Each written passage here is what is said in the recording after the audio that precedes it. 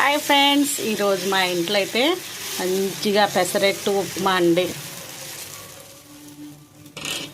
ఈ పెసరట్లోకి చక్కగా ఉల్లిపాయ, తరిగిన ఉల్లిపాయ. నాకు ఉప్మా ఇష్టం ఉండదు, అందుకని మా వారి వరకు ఉప్మా వేస్తాను, నా వరకు ఉల్లిపాయ వేసుకొని తింటాను. అందుకని ఈ షార్ట్ పెట్టానండి. దానిపైన సన్నగా తరిగిన పచ్చిమిర్చి,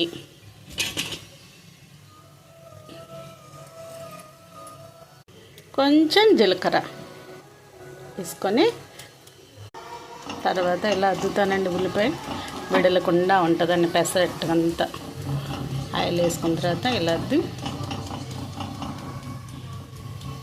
తిందామండి. మా ఇంట్లో టిఫిన్ వచ్చేసి సన్నగా తరిగిన ఉల్లిపాయ, పెసర రుబ్బు, సన్నగా తరిగిన పచ్చిమిర్చి, పప్పు చట్నీ, ఇదిగోండి కారపొడి, జీలకర్ర. ఇన్ని కావాలండి మా ఇంట్లో పెసరట్టుకి.